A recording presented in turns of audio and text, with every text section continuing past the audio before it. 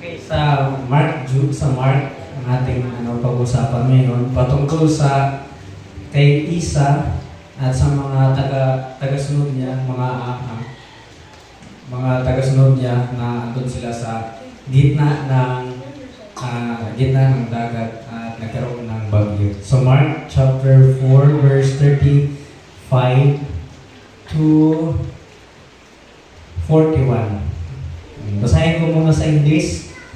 Mark chapter 4 verse 35 to 41. Mark 4 verse 35 to 41. Basahin ko sa English and then sa Tagalog. 35 to 41, sinabi dito, on that day when evening came, he said to them, let us go over to the other side. Leaving the crowd, they took him along with them in the boat, just as he was, and other boats were with him. And there arose a fierce gale of wind, and the waves were breaking over the boat so much that the boat was already filling up.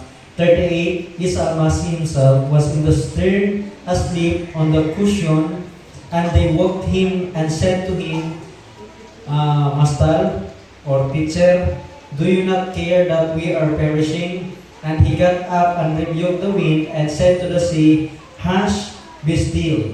And the wind died down and it came perfectly calm. 40, and he said to them, why are you afraid? Do you still have no faith? They became very much afraid and said to one another, who then is this, that even the wind and the sea obey him? Sa Tagalog, para mas maintindihan natin, sinabi doon sa Tagalog, kinagabihan ng araw ding iyon, sinabi niya sa kanila, tumawid tayo sa kabilang baybay o kabilang dako. Kaya iniwan nila ang maraming tao na isinama nila si Isa Almasi dahil nakasakay na siya sa bangka. Mayroon ding ibang mga bangkang sumama sa kanya. 37, nagkaroon ng matinding unos at hinampas ng mga alon at bangka, kaya halos napuno na ito ng tubig, unos or bagyo. 38, ngunit si Almasi naman ay nasa dulo or gilid ng bangka at natutulog sa unan. Ginising nila si Isa at sinabi, Master or Guro, hindi ba kayo nababahala na malapit na tayong mamatay? Sa 39, at gumising siya at sinaway ang hangin at sinabi sa dagat, pumayapa ka, tigil. Tumigil ang hangin at nagkaroon ng labis na kapayapaan. Sa 40, at sinabi niya sa kanila, bakit kayo natatakot? Wala pa rin ba kayong pananampalataya? 41, lubha silang natakot at sinabi nila sa isa't isa, sino ba talaga siya? Dahil maging ang hangin at ang dagat ay sumusunod sa kanya. Kahit yung mga nagasunod niya, nagtaka ba kung bakit kahit yung bagyo na malakas na nakapuno na ng tubig sa kanilang bangka, huminto nang sinabihan ni Isa Almasi na tumigil ka. Tumigil ka. So magdua tayo. Tuhan, salamat sa umagang ito. Salamat po sa iyong paraman na aming pag-uusapan ngayon sa Marcos. Naway gabayan mo kami, tulungan mo kami na maintindihan po namin sana ang iyong paraman sa umagang ito. Tuhan, ang iyong utuhan sana ang magabay sa amin na ipaintindi kung ano ang sinabi mo dito, kung bakit nagawa ni Isa Almasi ang mapahinto ang bagyo kahit sa napakalakas na bagyo, at sana makita namin kung gaano ka makapangyarihan si Isa Almasi at kung ano ang kaya magagawa ni Isa Almasi kahit sa mga buhay namin. Tuhan, sa pag-uusap namin bilang tagapagsalita mo, naway gabayan mo ako at ang tanging si Isa Almasi lang, tanging yung paraman lang ang mapag-usapan namin ito. Dalangin sa pangalan ni Isa namin ito na tagapagligtas. Amen. So, kung tingnan natin sa mga nakaarang mga verses na nakasulat dito, si Isa Almasi, ang araw nila yun is napakahaba kasi simula sa umaga hanggang hapon, si Isa Almasi, ang ginagawa niya lang, naghahayag lang siya ng katotohanan patungkol sa paramanituhan at nagsasabi siya sa mga tao na magsisi kayo sa inyong kasalanan kasi ang kaharian ng Tuhan ay paparating na. So, he had sat, nakaupo siya sa barko na yun, sa gilid ng baybay, sa dagat ng Galilea, at sa buong araw na yun, ang ginawa niya is, parang ganito, nakatayo siya sa bangka, sa gilid ng dagat, na sige lang magsabi sa mga maraming tao patungkol sa kay Tuhan.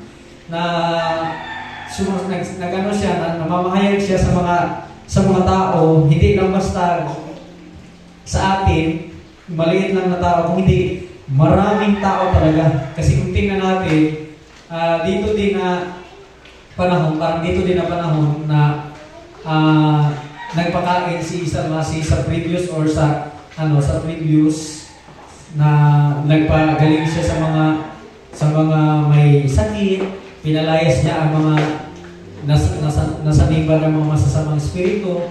Dito niya ginawa yun. So pagkatapos ng araw, pagkahapon na, tinawag ni Isa Almasi ang kanyang mga tagasunod. Ano yung tagasunod?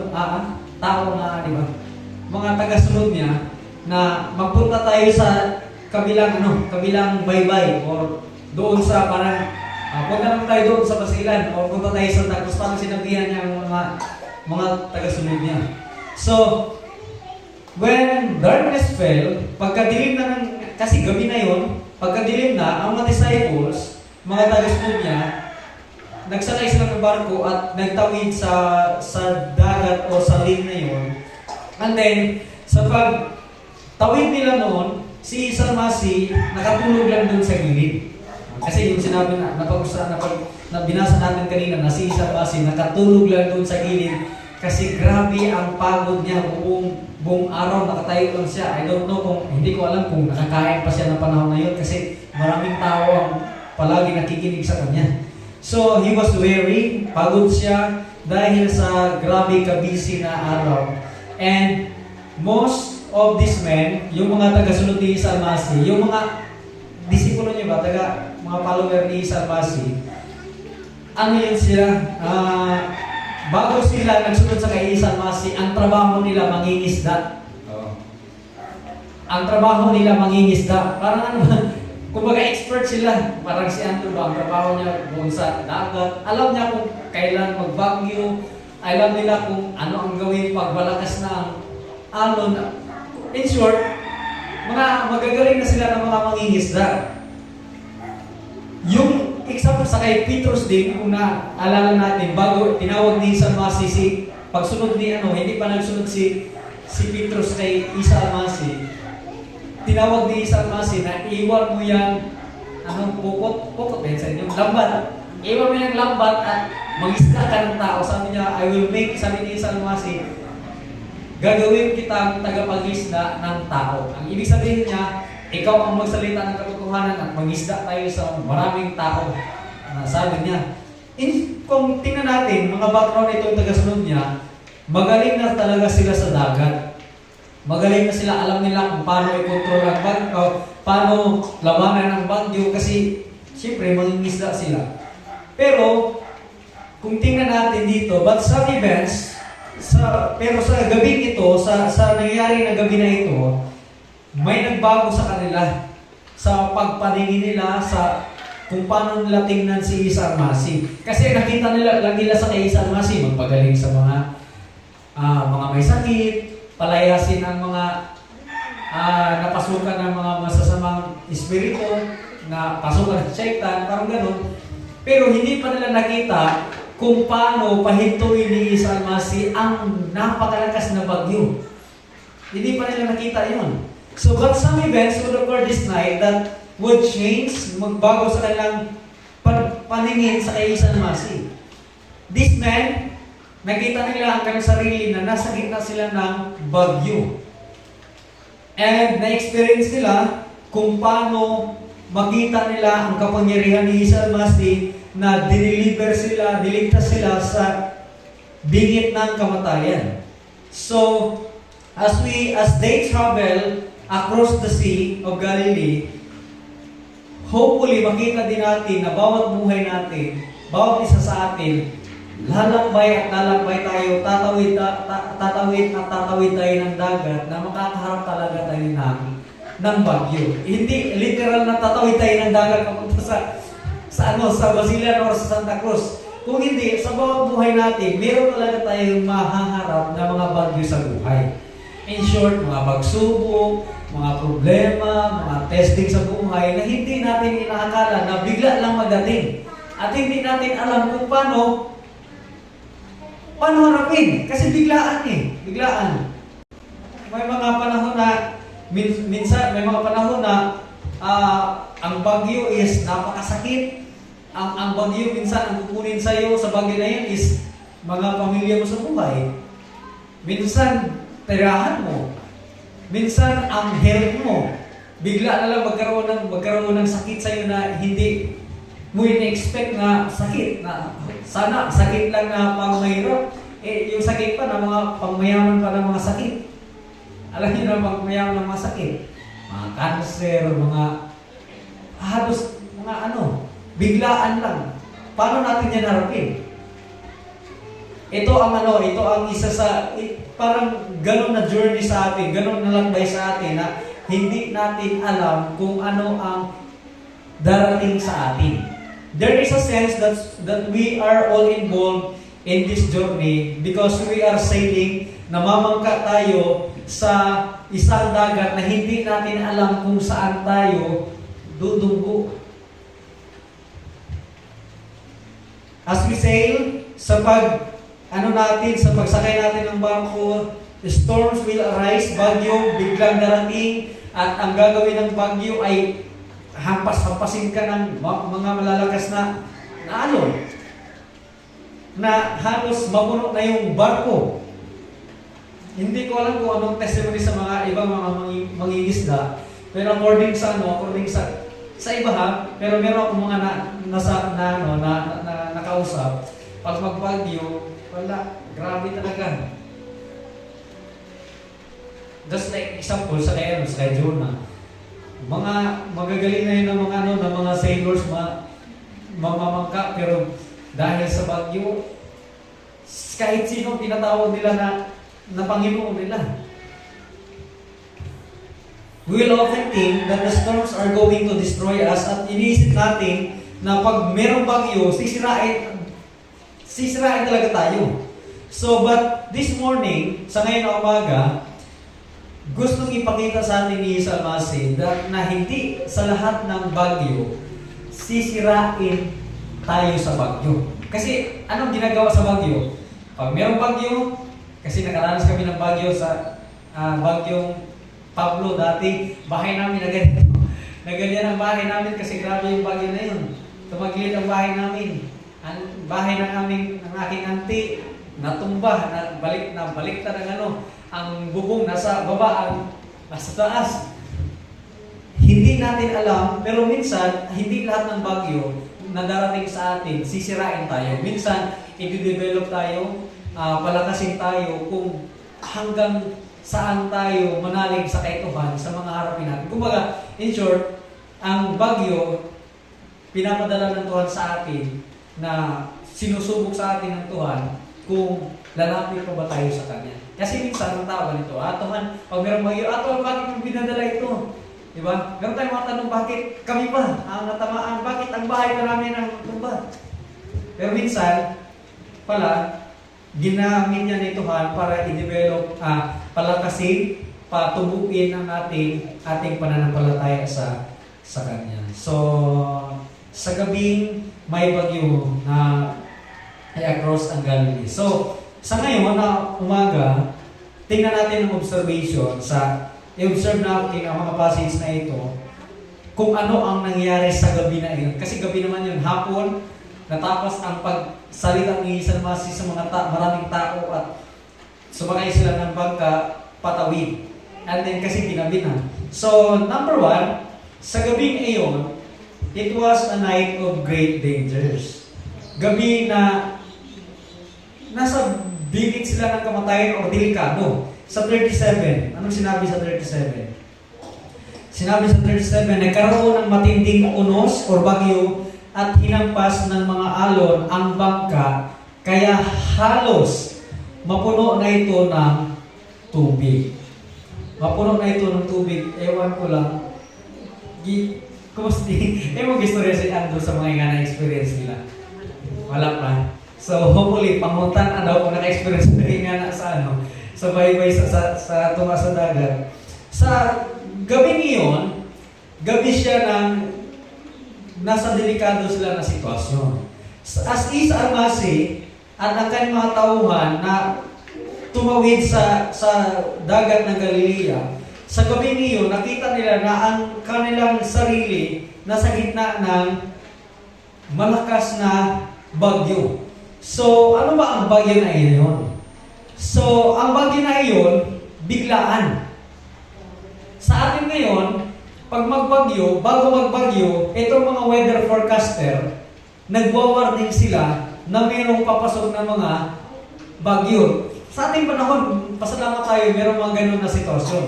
Na mayroong mga news na magsasabi na mayroong signal number 1, papasok dito sa Zamboanga. Paano ganun? Pero ewan ko kung naka-experience ba ng bagyo sa Zamboanga. May thunderstorm, mga ganun, ipinapaalam. Pero sa kanilang panahon, hindi alam kung ano ang kailan darating ang bagyo. Pero sa sinabi dito, yung bagyo na yun is biglaan. There arose a great storm of wind. Sinabi dito, biglaang bagyo na dumating, na storms like this are very common sa dagat ng Galilea. Ang storm na yun, ang bagyo na yun, common siya or nakikita yun sa dagat ng Galilea. Kasi ang dagat ng Galilea, lake siya. Hindi, tinatawag siya na Sea of Galilee. Pero in the truth, sa katotohanan, lake siya kasi napalibutan siya ng mga bukid. Sea, and then mga matatangkad na mga mountain, mga bukid. So it is relatively na small siya na dagat kasi ang pahaba lang niya is 13 miles or 20 kilometers. Parang dito, ewan ko lang kung gaano kahaba ang 20 kilometers dito. Basta ganun lang siya kaliit. And then ang lapad niya is 11 kilometers. Pero ang kalalim niya, 150 feet ang kalalim. And the shoreline is 680 feet below sea level. So, dahil ganun lang ang Sea of Galilee, napalibutan ng bukid, ang nangyayari, biglang gumagawa ng bagyo ang mga bukid na iyon. So, wind sweeping across the land, and ang nangyayari, hindi lang basta bagyo, meron pang thunderstorm. Alam mo thunderstorm? Mga kidlat-kidlat, mga kulog-kulog, ganun ang nangyayari. So, malakas na hangin, kidlat, kulog-kulog, siyempre nakakatakot. Kahit nga kulog lang, ang mga bata natatakot na. Paano pa kaya kung meron pang mga malalakas na alon? Na ang nangyayari is, dahil ganun ang sitwasyon, ang alon is parang bahay kalaki. So, the sea can become 1 minute. Ang nangyayari sa dagat ng Galilea, pwede siyang maging kalmado sa 1 minuto lang, pero mga ilang minuto, biglang paglakas ang bagyo. Ganon ang sitwasyon sa dagat ng Galilea. So these storms, usually, hindi siya nangyayari sa gabi. Kaya ang ginawa ng mga tao, yung mga ani sa Masi, nag-travel sila namangka sila papunta doon sa kabila ng gabi kasi alam nila na walang bagyo. Pero hindi nila nalaman na hindi nila in-expect na sa gabing iyon, mangyari pala iyon. So, note, tandaan natin, ganun din ang buhay natin. Minsan, kalmado ang buhay natin at minsan, bigla na lang may bagyo. Kasi yun ang totoo. Hindi permanente ang buhay natin dito sa lupa. Merong malakas na alon at meron ding tahimik lang. Na parang, okay lang, ang sarap ang higa. Pero mga ilang araw, merong problema. Ito sa utang nyo, Nagets nyo? Bayaran nyo. Parang gano'n ang mga ng mga sitwasyon ba? Pero, realidad din sa buhay natin. Na, ang ano natin, stay and come, biglang na lang magkaroon ng malakas na bagyo. This can be fine one moment and the next, and the photon falls out 1 minute, maganda ang weather natin, and then next, hindi na naman. So makikita natin ang ating sarili na dahil maganda ang sitwasyon, nasa gitna na tayo ng grabe na storm, grabe na bagyo. So minsan, merong magtawag sa atin sa cellphone, alam niyo ba, itong pamilya mo, bigla na lang nawala. Hindi natin alam na bigla na lang merong magtawag sa atin at sabihan tayo na, alam mo ba, huwag kang umiyak sana huwag kang nawala na si ano. Hindi natin alam. So, and then, kasi, ganun ang nangyari. There are storms in our life at sana hindi tayo ma-surprise. Pero mangyayari pa rin, ma-surprise pa rin tayo, mabigla pa rin tayo sa mga nangyayari. Pero sinabi na ito sa parang ni Tuhan na ang bagyo darating talaga sa atin. Darating talaga sa atin. Sabi sa Job, sabi sa Ecclesiastes, even sa Yahya 16:33, in fact, you are in one of the 3 places today. You are either andyan ka sa storm, or merong bagyo na parating sa buhay mo kasi wala lang, na-sense mo na merong bagyo. Ang tanong, ano bang gagawin mo pag darating na yung bagyo? Yun ang katanungan kasi andyan naman, palagi naman yung bagyo. Ano ang gagawin mo pag merong bagyo? Ready ka na ba? Meron ka na bang ilaw na ready? Meron ka na bang na ready na pagkain? Meron ka na bang na ready na mga damit in case na masira yung bahay mo? Kasi hindi natin alam. That's why sa atin ini-encourage tayo na maging ready tayo sa lahat ng panahon. Kumbaga in short, kailangan nating manalig sa kaituhan sa lahat ng panahon. Kasi hindi natin alam kung ano ang mangyayari sa atin. At itong storm na ito, hindi lang basta simple storm na makatumba lang sa kahoy. Severe ito. Malakas ito na bagyo kasi sinabi sa 37 na nagkaroon ng matinding unos at hinampas ng mga alon at ang bangka ay halos mapuno na ito ng tubig. Ewan ko lang, siguro sabi na ko sana sa aking sarili na hindi ko alam kung anong sasabihin ko kasi puno na. Kahit marunong kasi maglangoy, kahit makalangoy ka mga ilang metro, mamamatay ka pa rin kasi malayo yung baybay. So, this season, ito mga taga-sunod ni San Masi, magaling na sila mga ngisda, pero dahil sa napakalakas na alon, natakot sila. Dahil hampas dito, hampas doon ng bagyo, ewan ko lang kung masisira na ba ang mga bangka nila. Pero sa sinabi sa parma ni Tuhan, yung bangka nila ay halos napuno na ng tubig. Napuno na ng tubig. At takot sila. Dahil isa pa, pinapalo ang dagat nila ang bangka nila ng alon, at sa panahon na yun, wala silang ilaw kasi gabi na. Hindi nila alam kung nasa gilid pa ba sila or ano. But those violent storm, and it was night time too, and they could not see kung ano ang malapit sa kanila, baka makabangga sila ng bato or kahit ano ba. Again, this is a lot like we face in the storm of life. When they come, minsan severe, malakas, at minsan nag-iwan sa atin ng pagdadalang hati. Kasi biglaan. Magtawag lang sa'yo, nawala na ang si Suanso, siya, si Pilato, si Pilata, hindi natin alam. The storms of suffering blow sa ating buhay na minsan devastated tayo, na mag-iwan sa atin ng sakit sa puso, at iiyak tayo ng iyak kasi bagyo. meron nawala. One problem, darating, arise, meron ng problema, minsan meron ng problema darating. Doble-doble ng problema at meron pag darating pa talaga hindi pa natapos ng isang problema, meron nang dumarating. Dating, halos matambakan ka na ng problema. Na halos yun na ang maglibing sa atin, na mag-iwan sa atin ng grabe na heartache sa ating mga puso.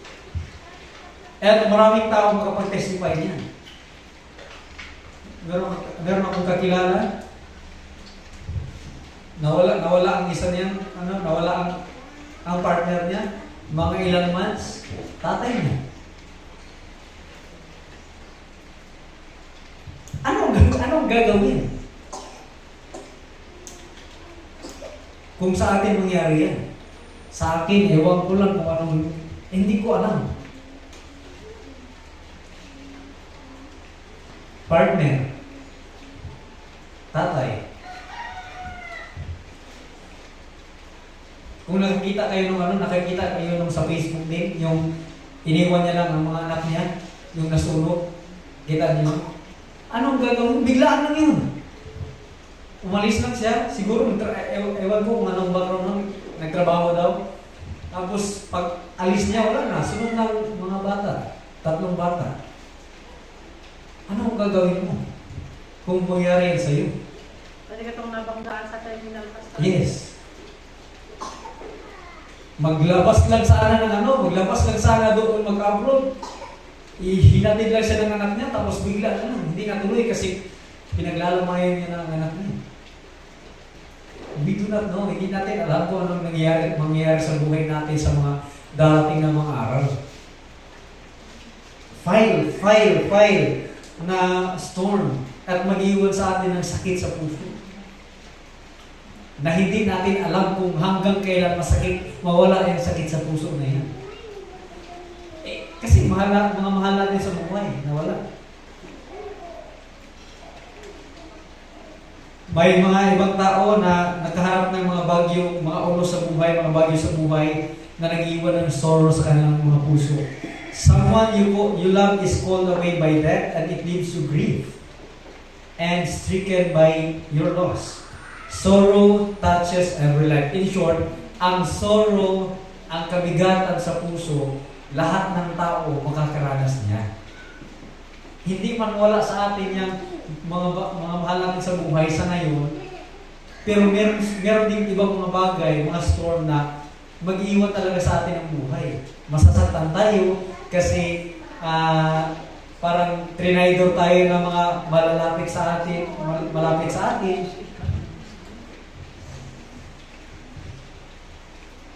Isa Almasi was in their boat and they were still afflicted by the storm. But remember ganun na pag naranasan nila, pero si Isa Almasi andun sa barko na yun. At anong ginawa ni Isa Almasi? Nakahiga at natulog. Walang nangyari sa kanya, natulog lang.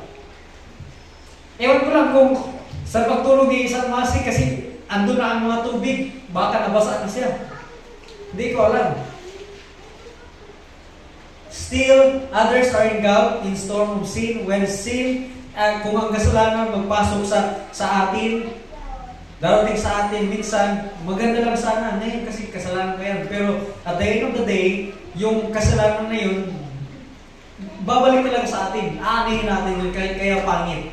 So the storms, ang mga storms, mga bagyo sa atin, darating at minsan magdadala sa atin ng takot, mga dahilan na hindi tayo makatulog, at magbibigay sa atin ng sakit. And I just want to know that there is no storm on earth that heaven cannot come. Na walang bagyo na hindi kayang patigilin ng Tuhan. Walang bagyo dito sa lupa na hindi kayang patigilin ng Tuhan.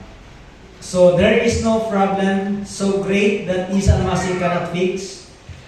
Ang gagawin lang natin, dalhin natin yung bagyo na iyan sa kay Isa. Sa kay Tuhan. So, pangalawa, gabi na delikado kasi isang gabi lang yun. And then, ang gabi na yun is nagbibigay din ng great doubt. Alam doubt? Pagdadalawang isip. Pagdududa. Pero makita natin dito sa 35 to 35 and 38, sinabi niya dito, kinagabihan ng araw din iyon, sinabi niya sa kanila, tumawid tayo sa kabilang dako. Si isang masya nagutos sa tumawid tayo doon sa kabila. And then sa 38, ngunit si Isa Masi naman ay nasa dulo ng bangka at natutulog sa unan. Ginising nila si Isa at sinabi, Guro or Mastal, hindi ba kayo nababahala na malapit na tayong mamatay? Sinabi yan si Isa Masya, hindi ka ba natatakot na malapit na tayong mamatay? Yan ang sabi ng mga taga-sunod niya.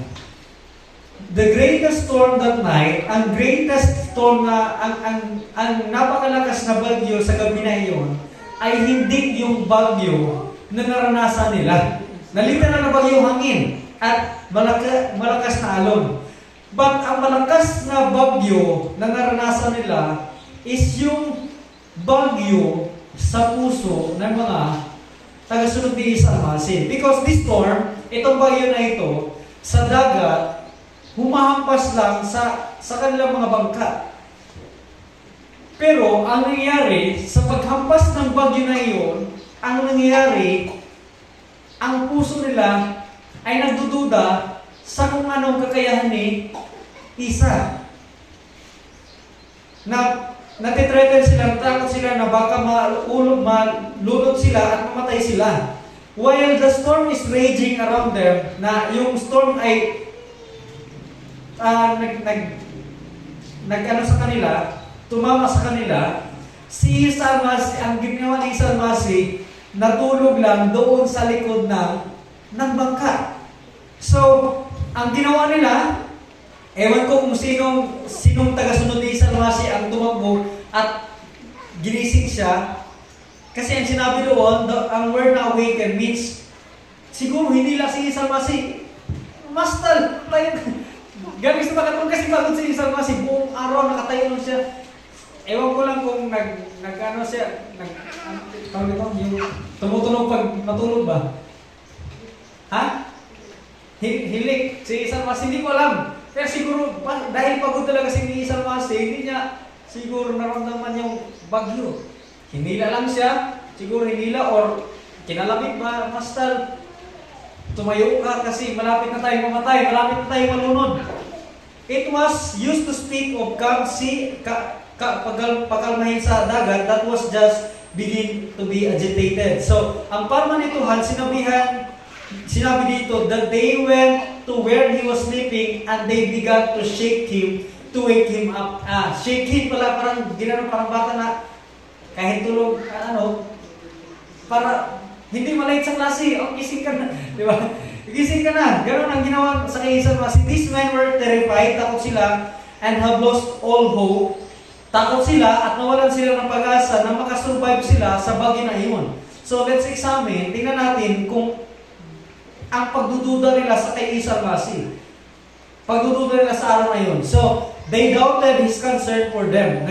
Nag-doubt sila, nagdadalawang isip sila kung si Isa Masi may concern or may pag-aalala ba sa kanila. Kasi sinabi dito na wala ka bang pakialam kung malunod na tayo o mamatay tayo. Pero sinabi, ganun ang nangyari. Inakusahan nila si Isa Masi na si Isa Masi walang pakialam sa kanila. The same time, ganun din sa atin. Pag meron tayong problema, merong bagyo sa ating buhay, minsan ang sisisihin natin, Tuhan, wala kang pagmamahal sa amin. Bakit? Wala kang ginawa. Di ba? Minsan sinisisi natin, hindi ka totoo. Hindi ka buhay. Minsan ganun ang nangyayari sa atin. Inaakusahan natin ang Tuhan kasi wala pa siyang ginawa. Iniisip natin na wala talaga siyang gagawin.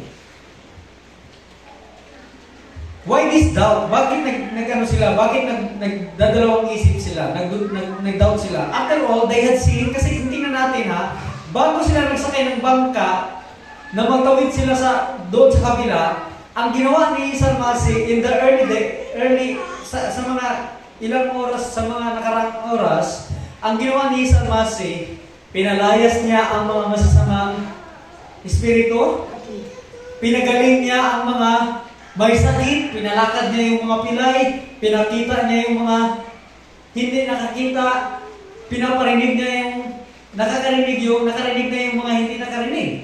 Nakakapagsalita na yung hindi makapagsalita. Nakita nila yung lahat kung paano gawin yung ni Isa Almasi. So now, they are faced with a storm. Pagkaharap nila ng bagyo, natakot sila, and they should have known that kahit anong mangyari sa bagyo na yon, alam nila na mayroong gagawin si Isa Almasi. Dapat ang mangyari sa kanila.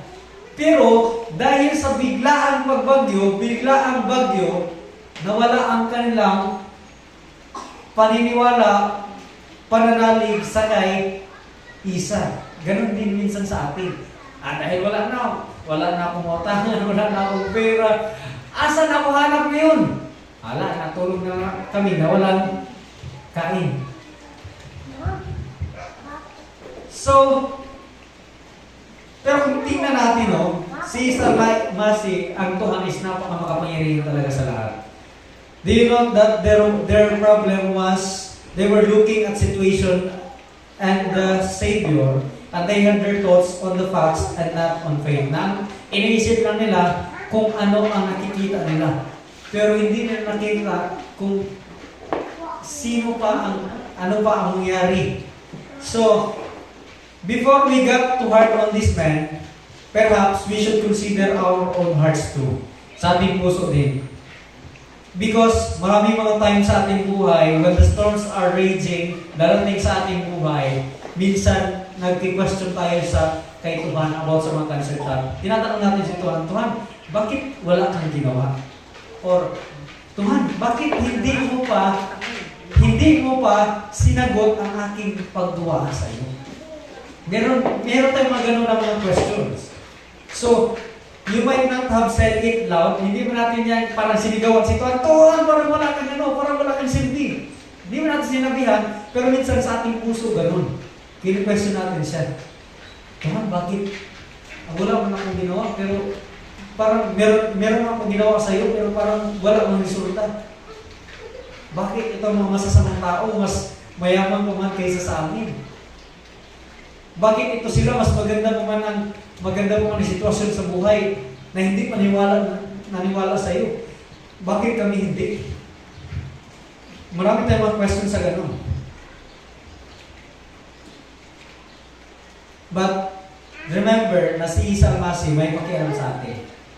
Kahit meron tayong mga tanong sa kanya. He cares more than you could ever know. May pakialam siya. He cares and He is doing something about the situation. May pakialam siya at may ginagawa siya sa mga sitwasyon natin. Even though, kahit na hindi natin nakikita, but remember, may pakialam talaga siya sa atin. Ano pa? They doubted His commitment to them. Nag-doubt sila, nagduda sila sa commitment ni Isa sa kanila. Na sinabi ni Isa, makakasama niya talaga sila.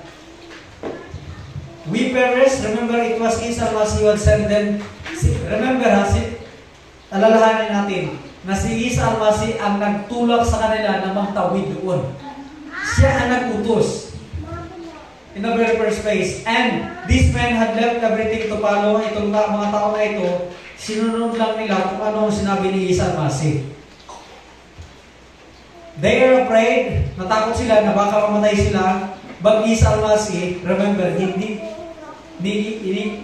inabandona ni Isa Almasi, iniwan ni Isa Almasi sila. Kasi andun lang siya. So, when the storm is raging, ang storm, nagdating na yun, hinampas na ng malakas na alon, si Isa Almasi ay kontrolado niya ang lahat. So, they doubted His comments to them.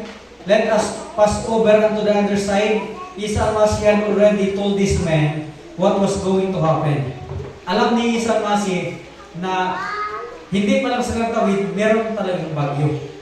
Pero ang ginawa lang ni Isa Almasi, sinubukan ang kanilang pananampalataya, paniniwala, pananalig sa Kanya. So alam ni Isa Almasi lahat.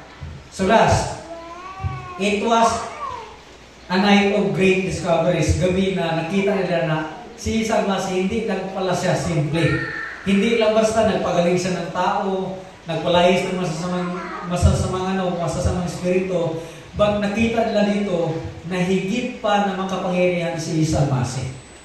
Kaya may tanong sila.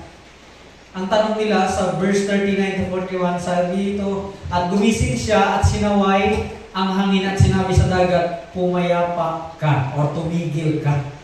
Sinabihan niya ang bagyo, tumigil ang hangin at nagkaroon ng labis na kapayapaan. At 40, anong sinabi ni Isa? Sinabi niya sa kanila, bakit kayo natatakot? Wala pa rin ba kayong pananampalataya? Parang sinabi niya, ang liit ng inyong paniniwala sa akin. 41, ano sinabi dito ng mga tagasunod niya? Lubha silang natakot at sinabi nila sa isa't isa, sino ba talaga siya? Dahil kahit ang bagyo, ang hangin sa dagat ay sumusunod sa kanya. When they rose up, sa pagkagising na ni Isa Almasi sa pagkatulog, nagtrabaho na siya bigla. As he did, they made some precious discoveries about sa kung sino si Tuhan, and there are discoveries that we need to know about as well as we face sa mga bagyo sa buhay. At makikita natin na it will help us to know all we can about the one who rides in our vessel, na sino yung sumasabay sa atin. Nakita nila kung ang kapangyarihan ng Tuhan, the storms, itong bagyo na ito ay nakakatakot. Kasi kahit itong mga magagaling na mga isda, natakot sila. Pero nakita nila na kahit ang bagyo na iyon, nagtigil, tumigil sa isang salita lang ni Isa Almasi. When he did, sa paggawa niya yun, ang hangin na malakas talaga masyado, biglang naghinto. Steady. Malakas na hampas ng alon, biglang naghinto. When he did, the winds fell silent and the sea became na parang wala lang. And just as easily as he had healed the sick and cast out devils, he was able to control the storm. Kung kaya ni Isa Almasi na pagalingin yung mga may sakit, palayasin yung mga napasukan ng syaitan, kaya din ni Isa Almasi na i-control itong weather, itong panahon. The Lord we serve, ating pinapaniwalaan, ay pareho pa rin kapangyarihan ang meron siya dati at hanggang ngayon. Siguro ang mga bagay natin sa buhay ay problema para sa atin, pero para sa Kanya, madali lang yan. Basta ilapit natin sa Kanya. Just wake Him up. Muntahan natin sa Tuhan, tulungan mo kami. Ganun lang simple. Tuhan, tulungan mo kami. Hindi na namin kaya. He can be silent. Siguro silent siya, pero always remember, palagi natin ilalahanin, na kahit silent siya, nakikinig siya sa ating dua. Hindi pa natin alam kung kailan, pero nakikinig siya. Sasagutin at sasagutin niya pa rin tayo. He does this, gagawin niya ito at proprotektahan niya tayo sa mga bagyo sa buhay. So about sa promise ng Tuhan, just as He said, they passed over. They learned that He was as good as His word. Na mabuti siya at totoo siya sa kanyang sinasabi. Pag sinabi niya na hindi ka iwan at tatalikuran, gagawin niya yun. Pag sinabi niya na sasamahan kita hanggang katapusan ng mundo nito, gagawin niya yun. Pag sinabi niya na titingnan ka niya dito sa lupa, gagawin niya yun. Pag sabi niyang mamahalin ka niya, gagawin niya yun. Pag sabi niyang alagaan ka niya, alagaan ka niya. Ang gusto niya lang sa atin, kagaya sa mga disciples, tagasunod niya, tumakbo tayo at lapitan natin siya. Sabihan natin. Though itong mga disciples na ito, may sense na mahina ka ng pananampalataya, pero at the end of the day, pagkatapos na sa sitwasyon na iyon, tumakbo pa rin sila doon sa kay Isa. Ganun sa atin. Meron pa tayong mga katanungan, pero ang gawin natin, takbo pa rin tayo doon sa Kanya. Kahit may tanong tayo, Tuhan, bakit wala pa? Sige na. Lapit pa rin tayo sa Kanya. Lapit pa rin tayo sa Kanya. So, and then, sa presensya ng Tuhan, when the Lord is in your vessel, kung ang Tuhan nasa atin, you have an advantage. Meron kang advantage. Kasi sa lahat ng panahon, sa kahit anong oras, pwede mo siya makausap. Kasi ang parang ni Tuhan, sinabi sa 36, we are also with Him other little ships. There were many boats on the sea that night, but only one contained the Lord of Glory. Merong mga nakasabay sila ng mga ibang bangka. Sinabi dito sa 36, kaya iniwan nila ang maraming tao na isinama nila si Isa Almasi dahil nakasakay na siya sa bangka, mayroon ding ibang mga bangkang sumama sa kanya. Remember, kahit maraming bangka na kasama nila, dapat nilang isipin na kahit maraming bangka, si Isa Almasi andun nakasakay sa kanilang bangka. Maraming tao, pero ito ang dapat nating panghawakan sa ating buhay. Kahit maraming bangka, ang nakaganda sa akin, andun nakasakay sa akin, andun ako sa kay Tuhan. So, there were many boats on that sea that night, but only one contained the Lord of Glory. That boat was the place to be. So as well, as we sail on the sea of life, sa as we voyage sa buhay na ito, we need to remember that we are all in these things. We are all on the vessels, on the sea, we are all in our boat, and we all voyage together. We need to be sure na kailangan lang natin siguraduhin na si Isa Almasi nakasakay sa atin. Hindi na tayong sasakyan na, in short, andun ang presensya ni Tuhan sa atin. Andun si Tuhan sa atin. Kasi, pag meron ka ng bagyo, meron ka ng mga laban sa buhay, tapos wala pang Tuhan sa'yo, talo ka na. Walang tagumpay sa'yo. Pero, pag meron tayong mga bagyo sa buhay, tapos andyan si Tuhan sa atin, andun ang tagumpay sa atin. Tagumpay na yun. Kahit ano pang mga malalakas na bagyo na yun. So, pero anong purpose ng Tuhan kung bakit binigay niya yung mga bagyo na yun? The storm, ang mga bagyo, nagtuturo sa atin, even sa mga tao na yun, na meron siyang lesson na ibinibigay sa atin. It would have been nice if they would simply believe kung ano ang gagawin niya. Maniwala ka lang. Kasi hindi natin alam kung paano solusyonan yung mga problema natin. Pero ang gusto niya sa atin, maniwala ka lang sa kung ano ang gagawin ko. Tingnan mo lang. Sinabi pa nga ni Tuhan sa kay Musa, sa kay Nabi Musa, yung na-corner na sila, sabi niya, be still and know na ililigtas kita.